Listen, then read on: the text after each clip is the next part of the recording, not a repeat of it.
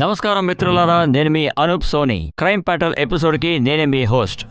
ఈ ఎపిసోడ్ కి నేను మీ అందరికీ స్వాగతం పలుకుతున్నాను. ఈ క్రైమ్ ప్యాట్రోల్ లోని బ్లాక్ హెడ్లైన్స్ లో అధ్యాయం ఇదొక నల్ల అధ్యాయం అని చెప్పొచ్చు. ప్రపంచంలో జరిగే ఎన్నో దారుణాలకి ఇదొక ఉదాహరణ చెప్పొచ్చు. తలుచుకుంటే బాధగా ఉంది. ఒక చిన్న వయసు గల వ్యక్తికి డబ్బులు సంపాదించడం తొందర, అందుకే అలాంటి ఒక పని చేయడానికి అతను ఒప్పుకున్నాడు. అది అతన్ని ఎక్కడికో తీసుకెళ్లి వదిలింది. ఇప్పుడు ప్రశ్న ఏంటంటే, ఎలాంటి మందులు మాత్రం లేకుండా జీవితానికి ఆరోగ్యానికి మంచి జరగాలంటే ఇది కరెక్ట్ అయిన పద్ధతి.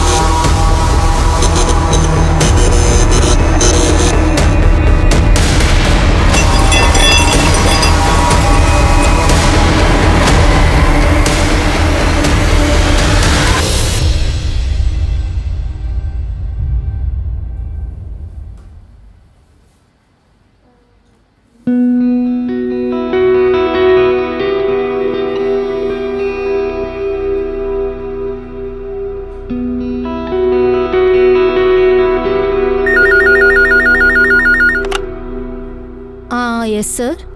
ఓకే, మీరు లోపలికి వెళ్ళొచ్చు. Thank you.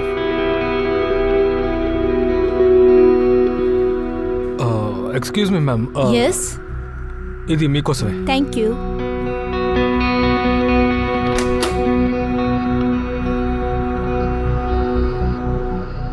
Hello sir. Sir, అది ఈసారి మల్టీవిటమిన్ ప్రిస్క్రిప్షన్కి కావాల్సిన లిస్ట్ ఇంకా రెడీ కాలేదు. హఠాత్తుగా ఏసీకి ఏమైందో తెలియలే. నిన్న బాగానే ఉంది, ఇప్పుడు రిపేర్ అయిపోయింది. కొత్తది కొన్ని ఫిక్స్ చేయొచ్చు సార్, మీరు టెన్షన్ పడకండి. కంపెనీ మీకోసం స్పెషల్ బెనిఫిట్స్ని ఇస్తారని మీకు చెప్పింది. మీరు నాకు కొద్దిగా సహాయం చేయండి. కంపెనీ మిమ్మల్ని బాగా ఆనందంగా పెట్టుకుంటుంది. ఒక్క నిమిషం ఒకటి.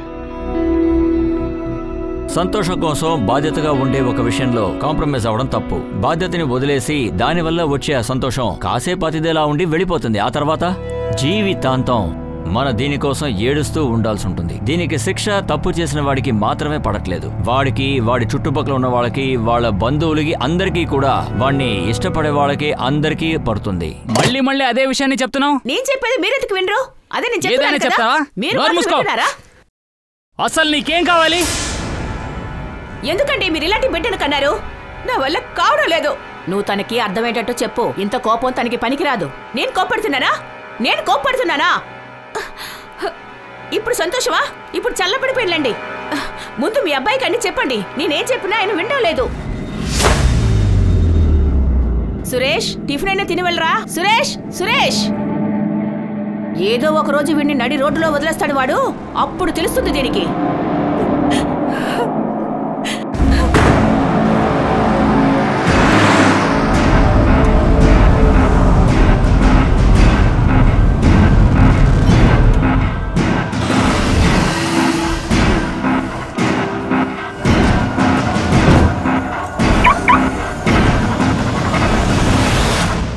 వకీల్ సార్, నెక్స్ట్ హియరింగ్ గురించి ఏమైనా అప్డేట్స్ ఉన్నాయా? ఉంది, ఇలా చూడండి.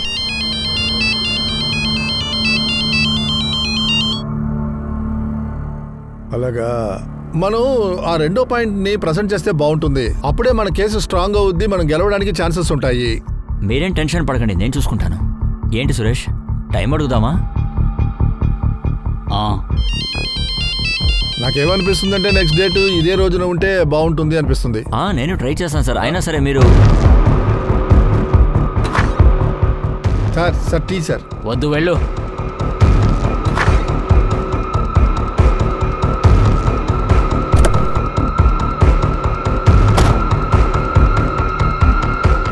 మీటింగ్ సగంలోనే లేచి వెళ్ళిపోయారు.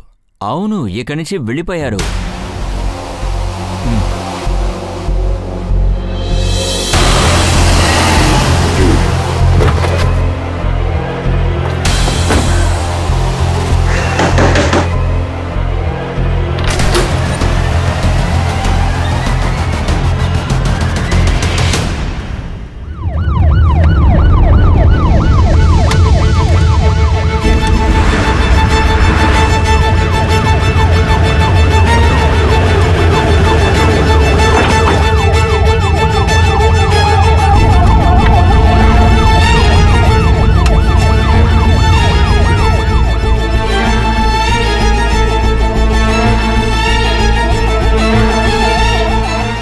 బండి చాలా రోజులు ఇక్కడే ఉన్నట్టుంది.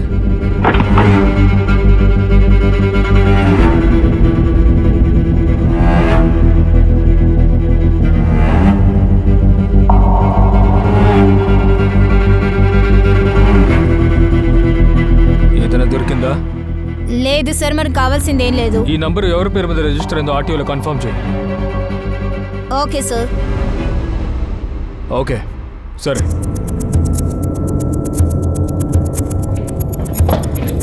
సార్, అడవి దగ్గర మనకు ఆ బండి దొరికింది సార్. ఆ బండి లాయర్ సురేష్ పేరులో ఉంది. అతని ఫోన్ స్విచ్ ఆఫ్లో ఉంది. Any missing complaint? బండి ఏదైనా దొంగతనం అయినట్లు? లేదు సార్. ముందుగా అది ట్రేస్ చేయి. లాయర్ గారి బండి అడవిలో ఏం చేస్తుంది?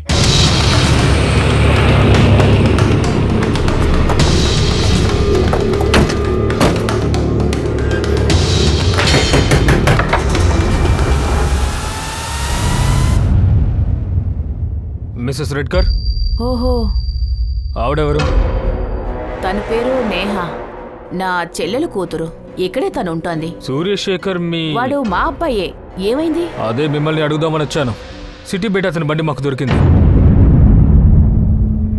బండి దొరికిందా? వాడు బానే ఉన్నాడుగా? అది తెలుసుకోవడానికి మేము ఇక్కడికి వచ్చాము. వాడు 5 రోజులుగా ఇంటికే రాలేదు. ఫోన్ కూడా అసలు చేయలేదు. నేనేమనుకున్నానంటే పని మీద నాసిక్ వెళ్ళాడు అనుకున్నాను. కొద్ది రోజులుగా మీ అబ్బాయి ఇంటికి రాలేదు, తన ఫోన్ కూడా చేయలేదు. మీరు కూడా తనని వెతకాల్సిన ప్రయత్నం కూడా చేయలేదు. తను మిస్సింగ్ అని మీరు పోలీసులు కంప్లైంట్ కూడా ఇవ్వలేదు కదా? తను మీకు ఎక్కడికి వెళ్తున్నారో చెప్పి వెళ్ళాడుగా. ఈ కాలం పిల్లలు తల్లితోనే ఏం చెప్పి వెళ్తున్నారు? పెళ్ళయి పక్కన అందమైన పెళ్ళ ఉందంటే ఇక ఆ తల్లిగా తంతే. నాకు బాగా తెలుసు, అది పెట్టిన టార్చర్కే వాడు ఇల్లు వదిలి వెళ్ళిపోయాడు. నా కొడుకు చాలా బాధ్యత గలవాడు. నా భర్త చనిపోయిన తర్వాత ప్రతి బాధ్యత తన నెత్తిన వేసుకున్నాడు. అలాగే బిజినెస్ కూడా చాలా గొప్పగా చేస్తున్నాడు. తర్వాత నా కోడలు ఎప్పుడు చూసినా గొడవ పడుతూనే ఉంటుంది. అలాగే అన్నదమ్ములు అక్కచెల్లెలంటూ వాళ్ళ వెంట తిరుగుతుంటుంది. వాళ్ళకి 2 అన్నదమ్ములు ఉన్నారు కదా, వాళ్ళకి పెళ్లి చేసే ఆ బాధ్యత కూడా మా మీద. సురేష్ ఏ రోజు మీ ఇంటి నుంచి వెళ్ళాడో ఆ రోజు ఇంట్లో ఏమైనా సమస్య అయిందా? ఆ రోజు పొద్దుటే మొదలెట్టేసిందిగా. నేహాతో కూడా గొడవ పడింది. నేహ వాళ్ళ అమ్మతో మీరు మాట్లాడతారా లేక నేను మాట్లాడినా? ఏంటి సమస్య? వాడిని ఎవడే పెళ్లి చేసుకుంటాడు? ఎప్పుడు చూసినా టెన్షన్. సరిగా పని కూడా వెళ్ళడు. ప్రతి నెల ఒక కొత్త పనికి వెళ్తాడు. ఏమంటున్నారు మీరు? వాడు నా తమ్ముడు. వాడి టైం బాలేక వాడు అలా ఉన్నాడు. నువ్వు నేహ దగ్గర దీని గురించి అడిగావా? నేహతో మాట్లాడి ఏం ప్రయోజనం? తను మన ఇంట్లో మన దగ్గరే కదా చాలా ఉంటుంది. ఆపు. నేహ, వాళ్ళ తమ్ముని నువ్వు పెళ్లి చేసుకునే కంటే చక్కగా చచ్చిపోవచ్చు. రోహిత్ ఉన్నాడే, రోహిత్ దినేష్ కన్నా పెద్దోడు. నేహా, తనకి అర్థమయ్యేలా చెప్పు. పుట్టింట్లో గోళ అక్కడే వదిలేయమను. అత్తగారింట్లో అడుగు పెట్టింది కదా, భర్తని వాళ్ళ కుటుంబాన్ని చూసుకోమను. ఆ తర్వాత ఏమైందో తెలీదు. ఈ విషయంలో వాళ్ళిద్దరికీ చాలా పెద్ద గొడవే అయ్యింది. ఇప్పుడు ఏంటే నీకు కావాలి? ఇప్పుడు ఎలాంటి బిడ్డని కన్నారండి బాబు మీరు? మీ కోడళ్ళు. ఆవిడ పేరేమిటి? నిఖిత. మేము ఆవిడతో కూడా కొద్దిగా మాట్లాడాలి. ఆవిడ ఇంట్లో లేరా? తను 3 రోజులుగా వాళ్ళ అమ్మగారింట్లోనే ఉంటోంది. ఈ 5 రోజుల్లో మీకు రాంచర్ నుంచి ఫోన్ వచ్చిందా? డబ్బులు అడిగిన కాలా? లేదు, నాకు ఏ కాలు రాలేదే. మీ అబ్బాయి కనిపించలేదని కంప్లైంట్ ఇచ్చారా? ఖచ్చితంగా రాయాలి. సురేష్ కనపడకుండా లేని రోజున ఏ డ్రెస్ వేసుకున్నాడు? వాడెప్పుడు ఆఫీస్కి వెళ్ళేటప్పుడు ఏ డ్రెస్ వేసుకుని వెళ్తాడో దాంతోనే వెళ్ళాడు. సరే, నిఖిత ఇంటికి రాగానే ఆవిడని స్టేషన్కి పంపించండి.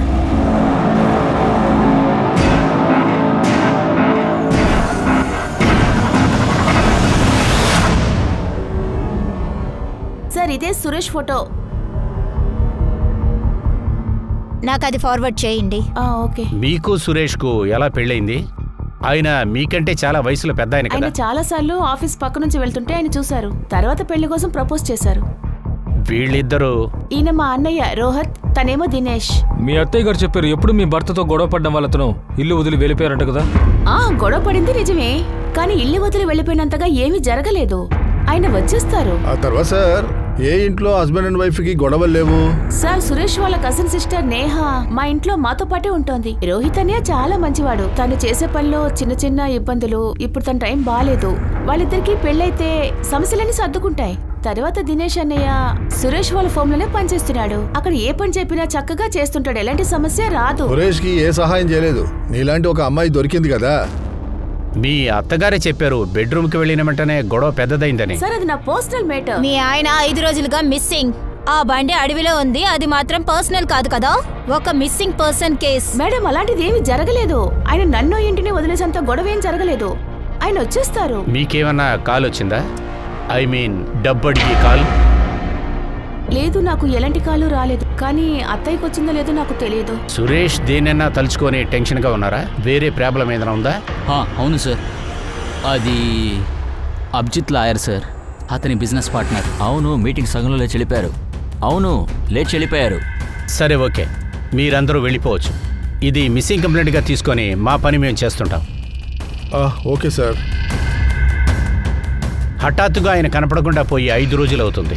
ఇంట్లో ఉన్న ఆడవాళ్ళు దాన్ని పట్టించుకోలేదా? సార్, ఫారెన్సిక్ రిపోర్ట్ ప్రకారం చూస్తే బండిలో రక్తం మరకలు అవి ఇవి అసలేం లేవు. బండి డ్యామేజ్ అనేందుకు కారణం కూడా ఏమీ అర్థం కావడం లేదు. బండిని చాలా రిలాక్స్డ్గా ప్లేస్కి వెళ్ళి పార్క్ చేశారు.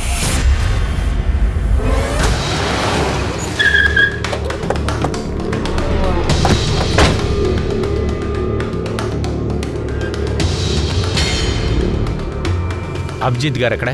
సార్ ఆ వైపు ఉన్నారు. ఇప్పుడు 10 minutes టైం ఉంది. నెక్స్ట్ టైం పర్మిషన్ తీసుకుంటండి, సరేనా?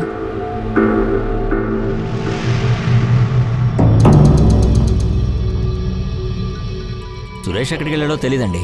మీరు ఆయన్ని కనిపెడటానికి ప్రయత్నించలేదా? కొద్ది రోజులుగా అతని బిహేవియర్ వేరేలా ఉంది సార్. వాడిని ప్రశ్న అడగడమే మానేశాను సార్. మాకు ఆయన బండి అడవిలో దొరికింది, అంతే. దాదాపుగా ఆయన 5 రోజుల నుంచి కనపడతలేదు. వాళ్ళ అమ్మకి భార్యకి ఏ ఫోను రాలేదు, ఏ మెసేజీ రాలేదు. వాళ్ళు కూడా ఆయన కనపడతలేదని ఎక్కడ విచారించలేదు. మీరు కూడా ప్రయత్నించకుండా ఉన్నారు. అయితే మీరు ప్రయత్నించకండి. ఎవరు కంప్లైంట్ ఇవ్వకపోతే ఏ బాధ లేదు కదా. సురేష్ వాళ్ళమ్మ ఆయన్ని కనిపెట్టమని చెప్పి కంప్లైంట్ చేశారు. మేమేం పని చేయాలనేది మీరు చెప్పొద్దు. తర్వాత ఏ పని మీరు చేయాలో మేము చెప్పాల్సి వస్తుంది.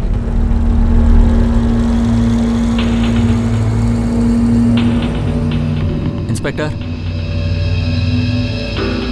2 రోజుల క్రితం ఒక కాల్ వచ్చింది. నేను అడ్వకేట్ అభిజిత్ని. సురేష్ నా దగ్గర ఉన్నాడు. వాడు ప్రాణాలతో కావాలంటే 25 లక్షలు రెడీ చేయండి. మీకు ఒక కిడ్నాపర్ కాల్ చేశాడు, కానీ అది మీరు ఎవరికి చెప్పలేదే. వాడెందుకని మీకు కాల్ చేశాడు? నేను కూడా అదే అడిగాను. నాకెందుకు కాల్ చేస్తున్నావు? నాకు లేడీస్తో మాట్లాడే అలవాట్లేదు. కానీ దానికి నాకు ఏంటి సంబంధం? నువ్వు తన పార్ట్నర్ కదా, నువ్వే రెడీ చేయాల్సింది. ఇలా చూడు, నువ్వు అపార్థం చేసుకున్నావు. నాకు దానికి డబ్బు రెడీ చేయరా, నేను మళ్ళీ కాల్ చేస్తాను. హలో, డబ్బు ఇవ్వడం కుదరదని నేను చెప్పేశాను. నాకు వాడికి ఏ సంబంధం లేదు. పంకజ్, ముందుగా ఈ అభిజిత్కే కిడ్నాపర్ దగ్గర నుంచి ఫోన్ వచ్చింది. ఆ కాల్ ట్రేస్ చేయి. ఈ కేసు బాగా విచిత్రంగా ఉంది. సురేష్ కనపడకుండా పోయాడు, ఎవరికి ఏ బాధ లేదే. ఆడవాళ్ళు వాళ్ళే అరుచుకుంటున్నారు. పార్ట్నర్ అంత సెల్ఫిష్గా ఉన్నాడు. కిడ్నాపర్ దగ్గర నుంచి ఫోన్ వస్తే ఎవరైనా ఇంత ప్రశాంతంగా ఉంటారా? ఆ కిడ్నాపర్ దగ్గర నుంచి వచ్చిన కాలు అభిజిత్ చేయించాడంటావా? 25 లక్షల కోసం తీసుకోవచ్చు అనుకున్నాడా? గేమ్ ఆడుతున్నాడంటావా? వీడి జాతకం మొత్తం నాకు కావాలి. అలాగే సురేష్ కాల్ రికార్డ్స్ అన్ని కలెక్ట్ చేయి. ఆ రిపోర్ట్ స్టేటస్ ఏమైంది?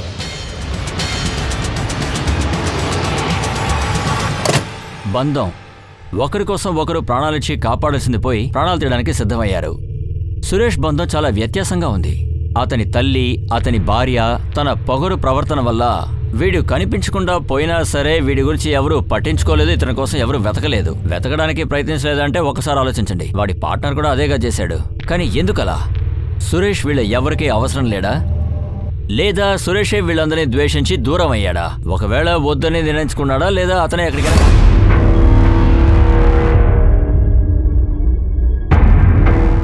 సార్, ఇవాళ మాత్రం మీకు టైం ఉందా? సార్, 1 నిమిషం. అవాళ కూడా జరిగింది, అది మీకు చెప్పాలి. ఇంకొక విషయమా? అవును సార్, ఇంకొక విషయం. మళ్ళీ కాల్ ఏదైనా వచ్చిందా? లేదు సార్. ఇలా చూడు దినేష్, ఇదంతా చేయడం నా వల్ల కుదరదు. ఈ పేపర్స్ ఎవరికి కావాలి? సార్, నిఖిత కావాలి, వేరే ఎవరికి? నువ్వు అసలు ఏమంటున్నావు? నిఖితకి డివోర్సా? ఎందుకు? సార్, తనకి డివోర్స్ కావాలంట, అందుకే. సార్, తను ఏం చెప్పిందంటే ఈ విషయం గురించి బాబు దగ్గర చెప్పకూడదంట. నిఖిత డివోర్స్ పేపర్ అడిగిందా? ఎస్, తన ఫ్యామిలీ మెంబర్స్ అందరికీ ఈ విషయం తెలుసు. దీనికే తన కారణం చూపించి డబ్బులు ఈ తీసుకోవాలనుకుంటున్నాను. ఇన్ఫర్మేషన్ ఏమీ ఫాల్స్ కాదు కదా లాయర్ గారు? కానీ సార్, నిఖిత డైవర్స్ గురించి మీరేం చెప్పలేదు కదా. సురేష్ వాళ్ళ అమ్మకి దేని గురించి ఏదైనా తెలుసా? విషయం అంత దూరం వెళ్ళిందా? అవేమి నాకు తెలియవే. నా బిడ్డకి ఏమీ కాదు కదా సార్.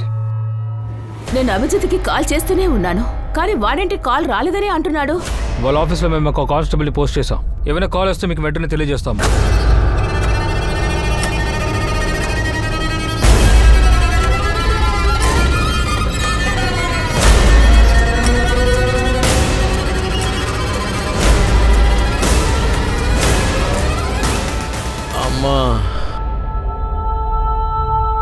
అమ్మా.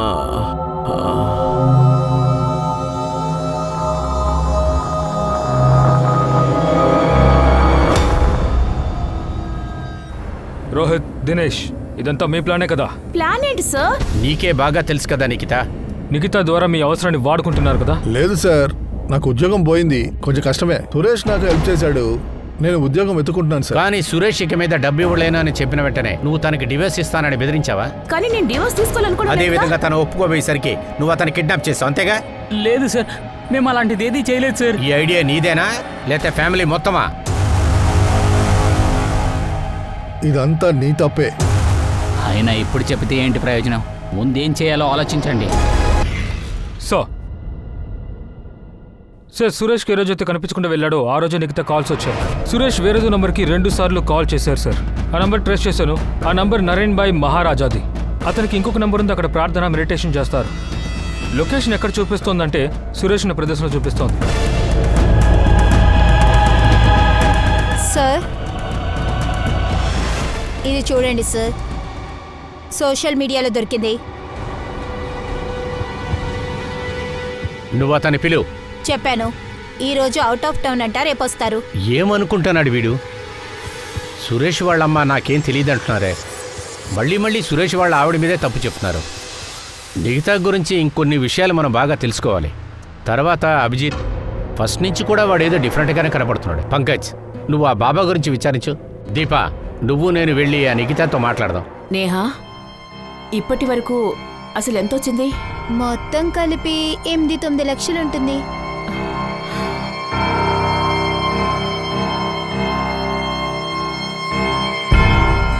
సార్, మీరు అసలు ఏం దిగులు పడకండి, ఫ్రీగా ఉండండి. తర్వాత డేట్లోపు కేసుని ముగిద్దాంలేండి. ఒక నిమిషం. హలో హలో అభిజిత్, నేనే సురేష్ వాళ్ళ అమ్మని మాట్లాడుతున్నాను. చెప్పండి, ఏంటి ఉన్నటువంటి కాల్ చేశారు? మళ్ళీ నీకెవరైనా కాల్ చేశారా నాన్న? అంటే అది కిడ్నాపర్స్ ఎవరైనా? లేదమ్మా, ఇప్పటివరకు కాల్ రాలేదు. కాల్ వచ్చుంటే నేనే మీకు చెప్పుండేవాడిని కదమ్మా. నేను కూడా కాల్ కోసం వెయిట్ చేస్తున్నాను. నేను ఇప్పుడు ఇక్కడ ఒక మీటింగ్లో ఉన్నాను, తర్వాత కాల్ చేస్తాను. అభిజిత్, నేను ఇంకొక విషయం కూడా మాట్లాడాలి. అదేంటంటే డబ్బు రెడీ చేయమని చెప్పాను కదా, డబ్బు రెడీ అయిందా?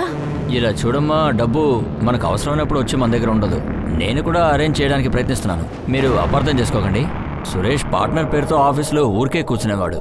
మీటింగ్స్, కోర్ట్ కేసు అన్ని నేనే చూసుకుంటున్నాను. బిజినెస్లో డబ్బులు పెద్దగా రావట్లేదు. నా వల్ల వీలైనంత ఇస్తాను, మీరు నన్నే నమ్ముకోకండి. కానీ బాబు, ఆ ఫోన్ సురేష్దే కదా? అవునవును, అంతా మీదే. కానీ అకౌంట్లో డబ్బులు ఉండాలి కదమ్మా. నేను చూస్తాను, ఇప్పుడు మీటింగ్లో ఉన్నాను, తర్వాత కాల్ చేస్తాను. ఇలా చూడు అభిజిత్, నువ్వు ఇలా. హలో,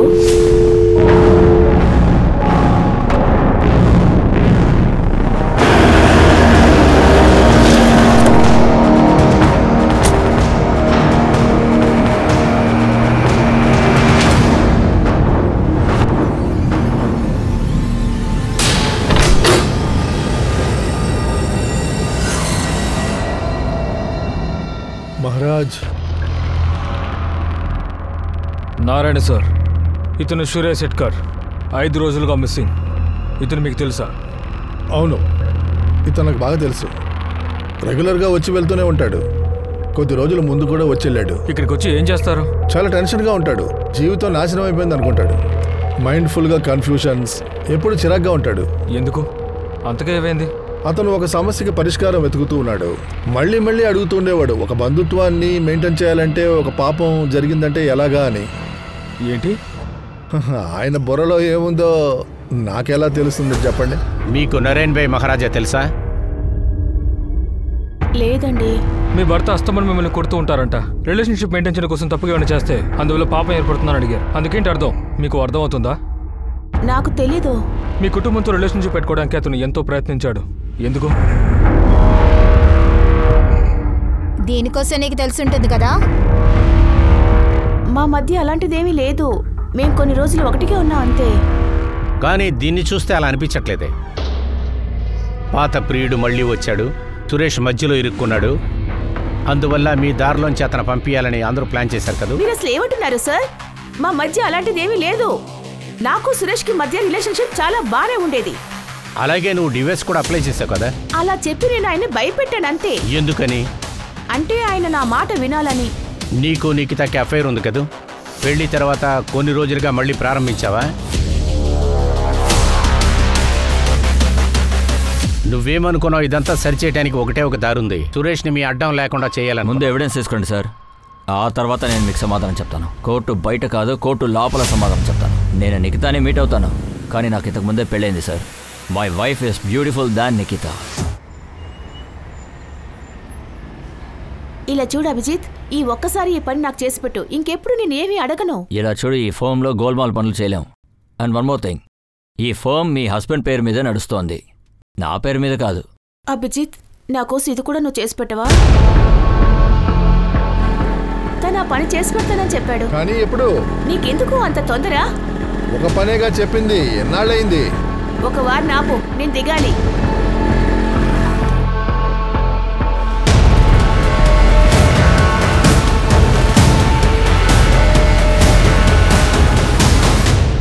ఇలా చూడండి, కిడ్నాపర్స్ కాల్ చేస్తే నేనే మీకు చెప్తాను.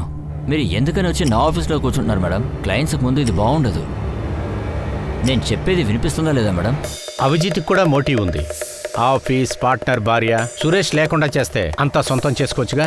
కిడ్నాపర్ దగ్గర నుంచి ఒకే కాల్ వచ్చింది, అది కూడా అతనికే. ఏ నెంబర్ నుంచి కాల్ వచ్చిందో అందులో ఎలాంటి ఇన్ఫర్మేషన్ లేదు. సార్, ఎక్కడ కార్ దొరికిందో, ఎక్కడ ఫోన్ స్విచ్ ఆఫ్ అయిందో అది అలక్ నగర్లో ఉంది. పక్కనున్న సీసీటీవీ ఫుటేజ్ చెక్ చేశాను. ఒక పెట్రోల్ బంకు, ఒక బస్ స్టాప్ మధ్య దారిలోనే ఇది చూశాను. ఎవరితను? సార్, ఇతను సురేష్ బండిలో ఉన్నాడు. సార్, ఇతను వచ్చిన కాసేపు తర్వాతే సురేష్ ఫోన్ స్విచ్ ఆఫ్ అయింది. వీడి ఫోటోని సర్క్యులేట్ చేయండి. ఆ ఏరియాలో వీడి గురించి విచారించు. అలాగే ఓకే సార్.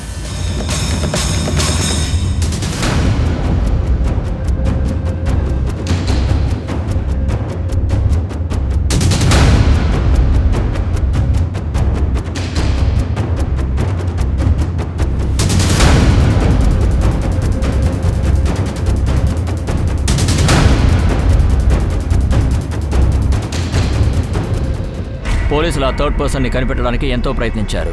కానీ అప్పటి వరకు పోలీసులకి అనుమానం ఏంటంటే విక్టిమ్స్కి వ్యతిరేకంగా ఎలాంటి ఎవిడెన్స్ లేకపోవడమే. పోలీసులు కూడా అసలు గుర్తుపట్టలేమని చెప్పేశారు. ఒకవేళ తెలిసినా కూడా తెలియదని చెప్పి మోసం చేశారా? పోలీసులకి ఏ దారి కనిపించలేదు. ఎంతో వెయిట్ చేసిన తర్వాత పోలీసులకి ఒక క్లూ దొరికింది. అది ఉన్నట్టుండి ఈ కేసుని తలకిందలుగా మార్చేసింది. ఇంట్లో గొడవపడి బయటికి వెళ్లిన సురేష్ చాలా రోజులుగా కనిపించలేదు. ఎవరికి ఏ ఇన్ఫర్మేషన్ దొరకలేదు. సురేష్ ఎక్కడికి వెళ్ళాడో కూడా తెలియలేదు. ఒకవేళ మాయమైపోయాడా? ఈ వ్యక్తిని చూసారా? ఇది మీకోసం. Thank you. కంపెనీ మిమ్మల్ని ఆనందంగా పెట్టుకుంటుంది. ఇతను మెడికల్ రిప్రజెంటేటివ్. వస్తూనే ఉంటారు. మెడికల్ రిప్పా? అవును సార్, తన పేరు యష్. అది తన వర్కింగ్ ఏరియా, అందుకే అందరూ అక్కడ తను చూశారు.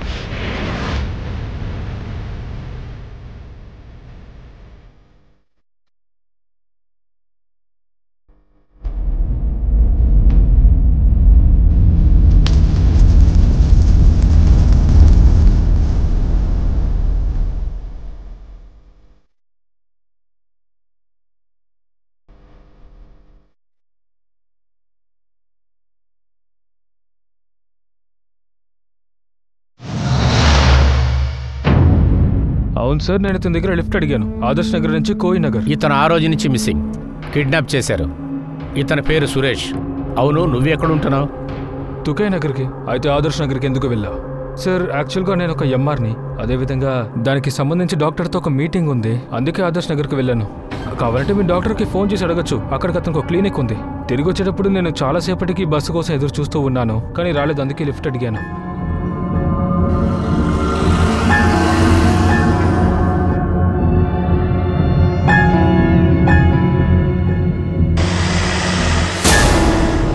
తుకే నగర్ రాగానే నేను బండి నుంచి దిగిపోయాను సార్. బండిలో ఎక్కినప్పుడు ఏమైనా మాట్లాడుతున్నారా? ఏమైనా మీరు నోటీస్ చేశారా? సురేష్ని ఏమైనా అడిగారా? అతను తర్వాత ఎక్కడికైనా వెళ్తారని అడిగారా?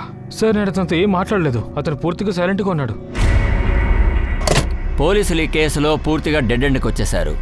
ఎవరికి వ్యతిరేకంగా ఎలాంటి ఎవిడెన్స్లు లేవు, ఎలాంటి ఐ విట్నెస్ లేదు. సురేష్ ని పార్ట్నర్ గా పెట్టుకుని వాళ్ళ అమ్మ లత, ఇంకా సురేష్ భార్య నిఖిత అందరూ కూడా సస్పెక్ట్ లిస్ట్ లోనే ఉన్నారు. పోలీసుల దగ్గర వీళ్ళకి వ్యతిరేకంగా ఎలాంటి ఎవిడెన్స్ లేదు. కానీ యష్ గురించి అడిగారంటే అందుకు అవకాశం ఉంటుంది. యష్ ఊహించని విధంగా తప్పుడు చోట తప్పుడు వ్యక్తులతో కలిశాడు. కానీ చివరిగా సురేష్ చూసింది మాత్రం అతనే. సో ఇప్పుడు అతను కూడా సస్పెక్ట్ లిస్ట్ లోకి వచ్చేశాడు. పోలీసులు అతన్ని వాచ్ చేయడం మొదలుపెట్టారు.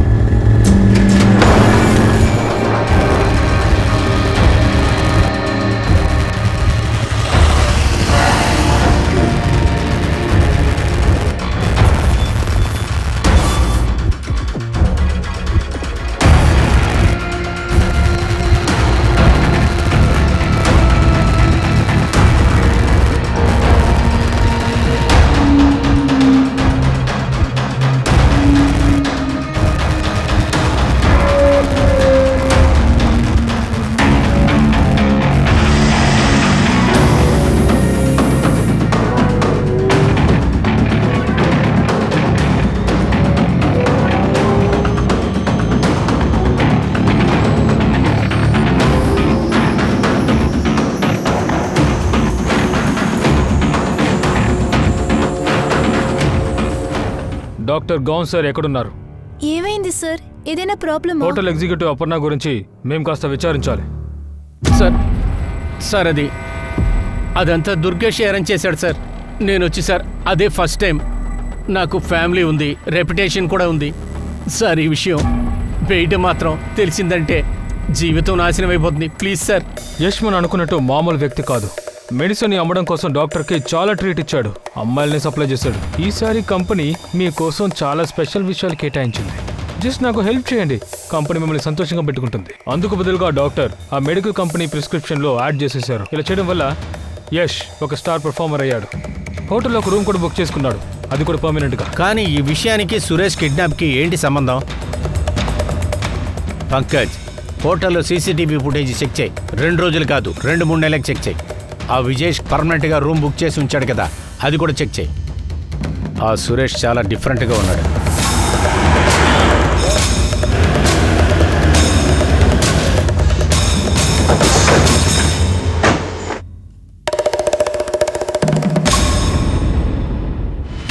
ఇతను ఇక్కడికి వస్తాడా? అవును సార్. అతను ఏ రూమ్లో ఉంటున్నాడో ఆ తాళం ఇవ్వండి. Okay sir.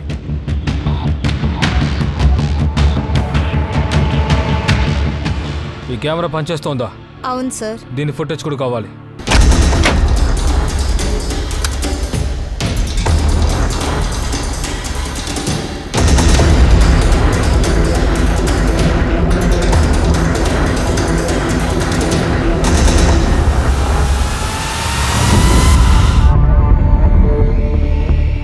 సార్, యష్ ఎప్పుడు ఒకే అమ్మాయిని క్లయింట్లకు పంపిస్తూ ఉంటాడు. తన పేరు మాయా.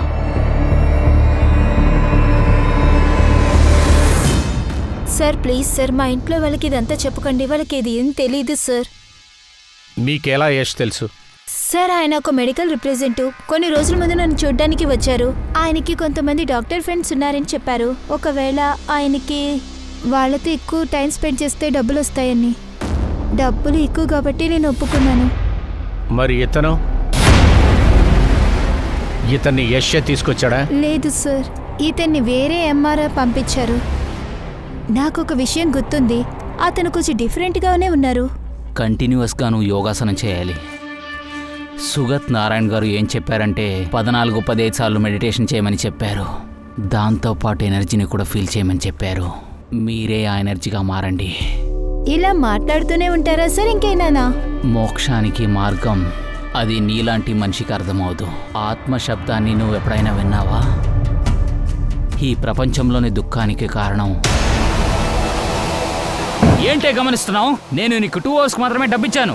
2 అవర్స్కి నేను చెప్పిందంతా నువ్వు వినాలి. నేను చెప్పిందంతా విను, నాతోనే మాట్లాడాలి, ఇంకా చాలా విషయాలంతా చేయాలి. కానీ ఇంతకు ముందేగా చెప్పు, నీ క్లయింట్స్ మొత్తం యష్ తీసుకొస్తాడని చెప్పి. ఇలా చూడు మాయా, ఎవరినో కాపాడాలని అనుకోవద్దు. లేదు సార్, నేను అబద్ధం చెప్పట్లేదు. యష్కి ముందు ఒక ఎంఆర్ ఉన్నారు. యషే యాక్చువల్లీ నాకు పరిచయం చేసింది. కొన్ని రోజుల తర్వాత వాళ్ళకి కనిపించలేదు. యషే టేక్ ఓవర్ చేస్తున్నాడు. కొద్దిగా రోజుల ముందు అదే ఎంఆర్ ఇలాంటి వాళ్ళ దగ్గరికి తీసుకొచ్చాడు. వాడి నెంబర్ ఏదైనా నీ దగ్గర ఉందా? ఈ కొత్త ఫోన్ ఎక్కడి నుంచి వచ్చిందిరా? ఎక్కడి నుంచి వచ్చింది చెప్పు. ఎక్కడి నుంచి తీసుకొచ్చావు? నువ్వు దొంగతనం చేసావా? చెప్పరా. మీ నాన్న ఏంటంటే జైలుకి పోయాడు. నువ్వు కూడా జైలుకి పోరా. నీకు ఇలా చెప్తే అర్థం కాదు. పైకి లేవరా, పైకి లేవరా, నాతో పట్టురా. పద.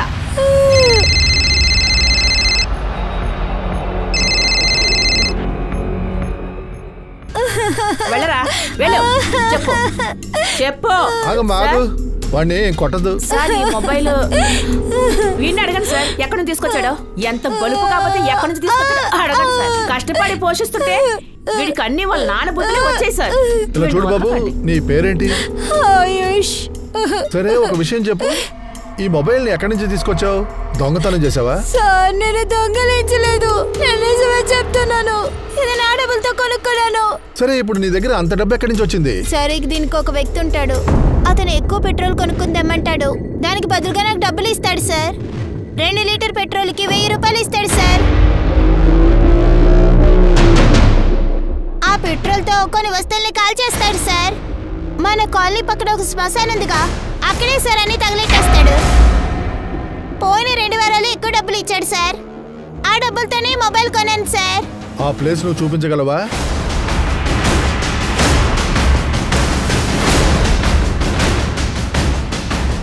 ఎక్కడ బాబు? సార్ అక్కడే.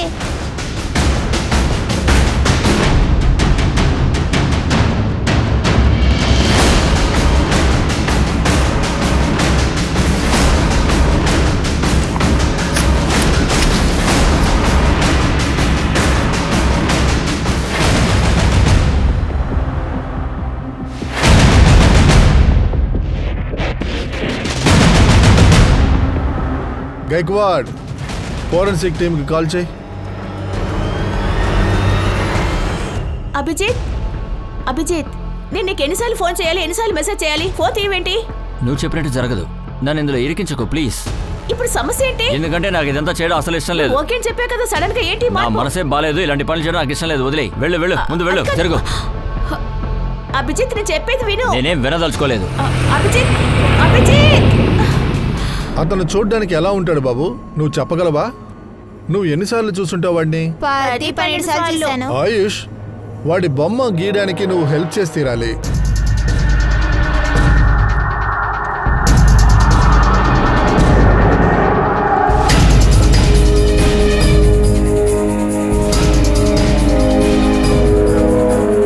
సార్, క్రాంతి చౌక్ పోలీస్ స్టేషన్లో కేసు గురించి విచారణ జరుగుతుంది. ఈ వ్యక్తిని ఒక స్కెచ్ గీశారు.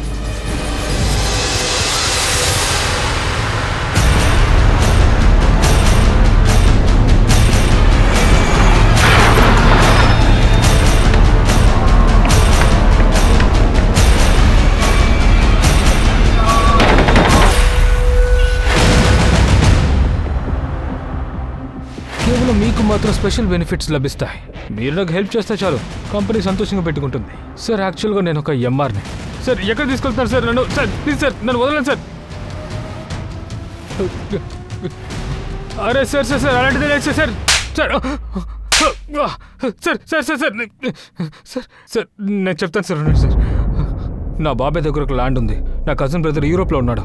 ఇంకా తన చెల్లెలు ఢిల్లీలో పనిచేస్తోంది. ఆ ఆస్తి నమ్మితే చాలు నేను సెటిల్ అయిపోతాను. కానీ ఆ లాయర్ ఒప్పుకోవడం లేదు. ఎందుకంటే ఆ డాక్యుమెంట్లో అందరి పేర్లు తీసేసి నా పేరును మాత్రం పెట్టడానికి డబ్బులు చాలా ఎక్కువ అడుగుతున్నాడు. ఈ పని నేను పూర్తి చేసి పెడతాను. నాకు 10% కావాలి. Okay done. కానీ ఇలాంటి గోల్మాల్ పనిని మేనేజ్ చేయడానికి మనకు ఒక మంచి లాయర్ కావాలి. ఎందుకంటే ఈ ఆస్తి పేపర్స్లో ఇలా మార్చి రాయడం అసామస్యమైన విషయం కాదు. ఎవరినైనా కిడ్నాప్ చేద్దాం. సురేష్ ఆఫీస్లో లేనప్పుడు వాడి పార్ట్నర్తో చెప్పి పేపర్ రెడీ చేద్దాం. కిడ్నాప్ చేయడానికి ఎక్కువ డబ్బులు కావాలిగా. ఆ తర్వాత మేము కిడ్నాపింగ్కి ప్లాన్ చేస్తాం సార్.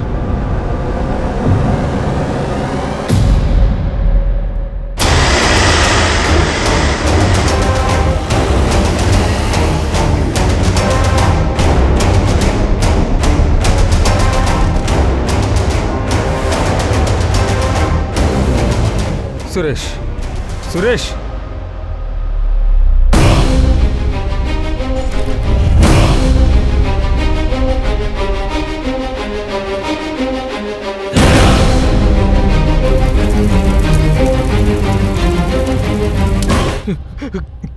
సార్ ఇదంతా నేనే ఒంటరిగా చేయలేదు. వేరే ఎవర్రా? ఇదంతా తన ప్లాన్ సార్.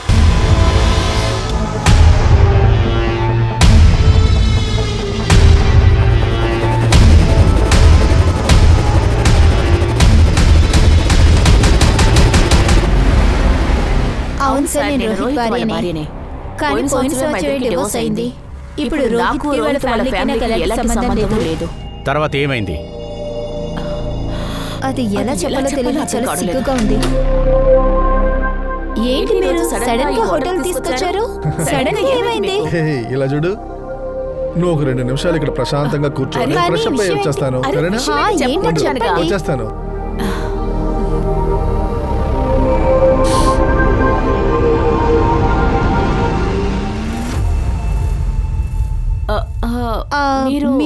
మీరెవరు? అరే మీరెందుకు అలా సిగ్గుపడుతున్నారు? ఇలా చూడు, నా దగ్గరికి రావద్దు. అరే ఎందుకు మీరు ఇలా టెన్షన్ అవుతున్నారు?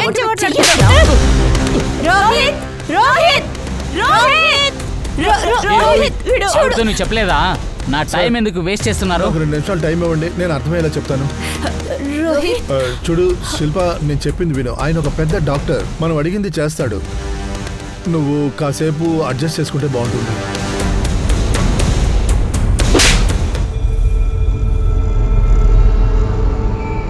దాని తర్వాత నా రిలేషన్షిప్ అంతా కట్ చేసుకున్నాను.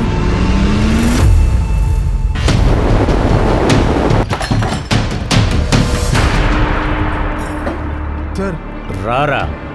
సార్ మా అన్నయ్య ఎందుకు తీసుకెళ్తున్నారు మీరు? సార్ పదరా. నేను చెప్తాను సార్. నేను రోహిత్ ఇద్దరం ఒకే కంపెనీలో మెడికల్ ట్రిప్గా ఉన్నాం. ఒక టార్గెట్ని మనం అచీవ్ చేస్తే ఇంకో టార్గెట్ చేజారిపోతుంది. వీళ్ళ నాటకానికి ఒక హద్దే లేదా? నిజం చెప్తున్నాను రా, ఈ టెన్షన్లో బ్రతకలేకపోతున్నాను. జాబ్ వల్ల టెన్షనేరా? జాబ్ లేకపోయినా టెన్షనేరా? నా దగ్గర అస్సలు డబ్బే లేదు. నిఖిత వాళ్ళ అత్తగారింట్లో డబ్బు వస్తుంది, దాంతోనే నేను నెలంతా గడుపుతున్నాను. కానీ సురేష్ వాళ్ళ అమ్మ చాలా పొగరుగా ఉన్నారా. అంతకు మించి డివోర్స్ ఇచ్చే నా పెళ్ళానికి నేను డబ్బు ఇవ్వాల్సి ఉంది. ఎలా బతుకుతానో అర్థం కావట్లేదు. డబ్బు బోల్డంత కావాలరా, ఎలా రెడీ చేయాలో అర్థం కావాలి. నీ భార్య నీ దగ్గర డివోర్స్ అడిగింది కదా. సురేష్ వాళ్ళ నాన్న డివోర్స్ దొరకడానికి మీ ఆవిడకి హెల్ప్ చేశాడు. అది నీ మనసులోనే ఉండిపోయింది. అవకాశం వెతుకుతూ ఉన్నావు. ఆ ఒక్క కారణం కోసమే నువ్వు సురేష్ ని కిడ్నాప్ చేశావు. సార్, మేమిద్దరం పెద్ద ప్రాబ్లంలో ఇరుక్కున్నాం. మాకు డబ్బు అవసరమైంది. నా ఉద్యోగం పోయింది సార్. నా రికార్డ్ డ్యామేజ్ అయినందువల్ల నాకు పని దొరకలేదు. తర్వాత నేను యశ్ ఎలా డబ్బు సంపాదించాలని ఆలోచించాము. నా బాబాయ్కి ఒక ఆస్తి ఉంది. కజిన్ బ్రదర్ యూరోప్లో ఉన్నాడు, ఇంకా చెల్లేమో ఢిల్లీలో పనిచేస్తోంది. అయితే ఆస్తి నా పేరు మీదకి మారిపోతే సెటిల్ అయిపోతాను రా. కానీ ఆ లాయర్ ఒప్పుకోవడం లేదు. ఆ డాక్యుమెంట్లో ఉన్న వాళ్ళ పేర్లందరినీ మార్చి నా పేరుకు మార్చడానికి ఆ లాయర్ ఎక్కువ డబ్బులు అడుగుతున్నాడు. నా దగ్గర అంటే డబ్బులు కూడా లేవు. నీ పని నేను ఫినిష్ చేస్తా, కానీ నాకు 10% కావాలి. అమెజనేగా? Okay done. కానీ ఇలాంటి పనులు చేయడానికి మనకు ఒక మంచి లాయర్ కావాలి రోయ్. ఈ ఆస్తి పేపర్లో పేర్లు మార్చడం అంత ఆసమస్యమైన విషయం కాదు, అర్థమైందా? నేను త్వరగానే ఏదో ఒకటి చేస్తాను రా. ఈ డాక్యుమెంట్ మాత్రం రెడీ అయితే చాలరా. ఈ పని మాత్రం ముగిస్తే మన జీవితాంతం అసలు పనే చేయనక్కర్లేదు. సార్, నాకు బాగా తెలుసు సురేష్ మంచి వకీలని. ఆయన ఖచ్చితంగా నాకు హెల్ప్ చేస్తాడని అనుకున్నాను. రోహిత్ ఇది ఫ్రాడు. నేను ఎప్పుడు ఇలాంటి పని చేయను. అరే ఇంకొకరిని ప్రాపర్టీని దొంగతనం చేస్తావా? నువ్వు ఇలా చేసేది తప్పు కదా. నువ్వు ఇలా చేసింది నిఖిత దగ్గర చెప్తే ఏం చెప్తుంది తెలుసా? అలా కాదు sir. Hello hello, papers ready చేయడానికి సురేష్ను ఒప్పించు. అన్నయ్య కోసం నువ్వు ఇది కూడా చేయవా? సరే ఓకే, నేను ఒకసారి మాట్లాడి చూస్తాను. నేను నీ దగ్గర చాలాసార్లు చెప్పాను ఇదంతా ఫ్రాడ్ అని. మీ అన్నయ్యకి చాలా ఆశలు ఉన్నాయి అందుకే. కానీ ఆయన కోసం మీరు ఇది కూడా చేయరా ఏంటి? దీనివల్ల మీకు ఏంటి నష్టం? తనకి మంచి జరుగుతుంది కదా. ఇలా చూడు, నీకు నీ అన్నయ్యకి చాలా పిచ్చి పట్టింది. బుద్ధి లేని వెధవలు. ఇంకోసారి ఇటువంటి పని అంతా చేయను. ఓకే, నా కోసం ఈ పని కూడా మీరు చేయకపోతే ఒక పని చేయండి, నాకు డివోర్స్ ఇచ్చేయండి. వాడిని కిడ్నాప్ చేసేద్దాంరా. సురేష్ ఆఫీస్లో లేనప్పుడు వాడి పార్ట్నర్తో పేపర్స్ రెడీ చేయించేద్దాం. కిడ్నాపింగ్ చేయాలంటే కొంచెం డబ్బులు కావాలి కదా. ఎలా చేయాలి? మేము కిడ్నాప్ చేయడం కోసం చాలా ప్లాన్ వేసాం. ఆ తర్వాత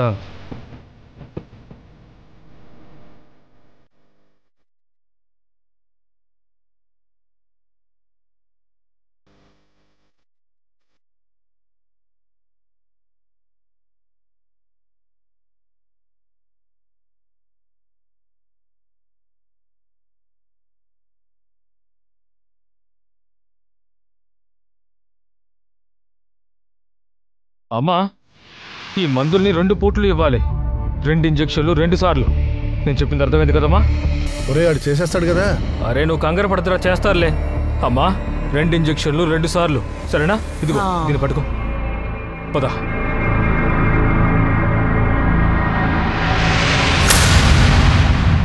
నిఖిత, సురేష్ లేడు కదా, నువ్వు అభిజిత్తో మాట్లాడు. ఆ పేపర్స్ రెడీ అయితే ఉద్యోగం కోసం నాకు అభిజిత్ చూస్తాడు. అభిజితా? నువ్వు చెప్తే వాడు కాదండు. కానీ నేను అన్నయ్య కోసం నువ్వు ఇది కూడా చేయవా నిఖిత? నేను చచ్చిపోవాల్సి ఉంటుంది. నిఖిత, నువ్వు చెప్పింది నేను చేయలేను. ప్లీజ్ అభిజిత్. ఇది చేయడం వల్ల నాకు లాభం ఏంటి? సురేష్కి తెలిస్తే చాలా పెద్ద ప్రాబ్లం అవుతుంది. నీకే తెలుసు, వాడు నా సీనియర్ పార్ట్నర్. ఇప్పుడు తను లేడు కదా. కానీ వచ్చేస్తాడే. ర్యాన్సమ్ మాకు దొరుకుద్దని మేము చాలా చూసాం, కానీ